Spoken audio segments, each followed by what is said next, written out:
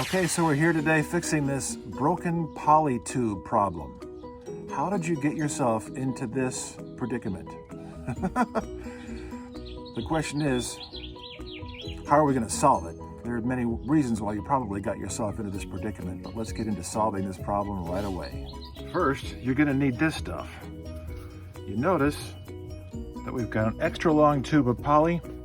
You can check the size that you need for your particular job. Got the clamps, got the connections. These are called unions or couplings. This is a way to cut the poly without causing a huge disturbance. If you have any issues, you've got your X-Acto knife, screwdriver, and what are we going to fix? Take a look over here. That's the deal. You probably have something similar. You wouldn't have searched this video.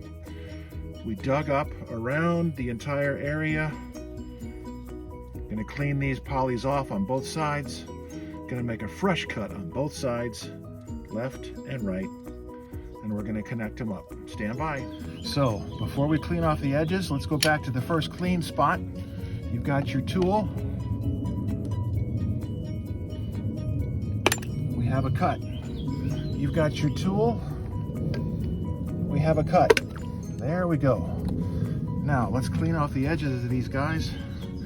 Get your towel. We're going to clean off the edge of each side of the poly, just like that. You may notice on the inside of each one of your hoses or the poly tubes for your irrigation, there's a little bit of sediment. Yep, little bit of sediment. Yep. And you're going to try to clean that out as best you can.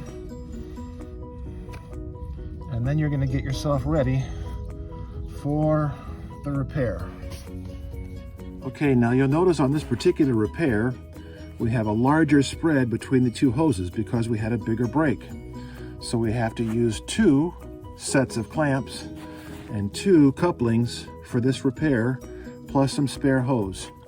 You may notice that you've got an opportunity to more securely attach this to the poly hose.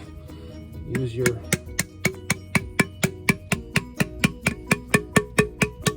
ding, ding, ding. Okay, there's your first one. Okay, now you're going to secure this hose clamp to this side so it's good and tight. And I mean tight. And then repeat on the other side and with each clamp as you need. Okay, so now look closely. You've cut the other piece of spare poly pipe.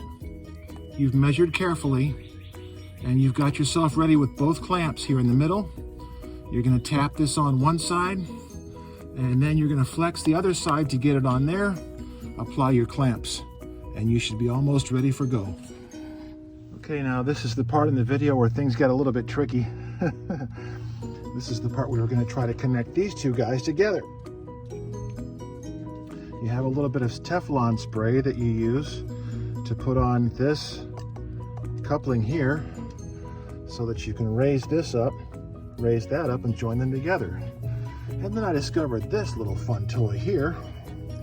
So I'm making it difficult to raise that up. We're going to have to perform some surgery. There's a branch coming out right there to another hose head or irrigation head. And you've got this big lovely root right here that grew right along the top of the irrigation line. Oh. So the question is, what do you do now? So in order to be able to raise this up, we're going to have to do some little surgery here with our Sawzall. Right over there, handy dandy. And we're going to cut this root out and lift that up. Hopefully it'll be falling in place. Okay, so now you have the completed repair. And once again, regardless of how you got to this point, this is one of the preferred methods to make the repair. For me, this was the installation of downspout extensions and a French terrain project that we're in the middle of the process on. But to get the irrigation system working this spring, which is going to happen very soon, this repair was necessary. Okay, so that's where we started, right there. Got the coupling and the two fittings installed on either side of the union there. The extra piece of poly pipe. And then you've got another union. Two more of the fittings that have been tightened down. People have said, well, how tight should those be? At least 2 hands. Make sure those guys are really good and tight if you don't want them to leak for the next generation. And this was my surprise here. This prevented me from lifting it up too high to try to join that union. And then the big surprise again was this big root, which you wouldn't believe it unless you looked closely.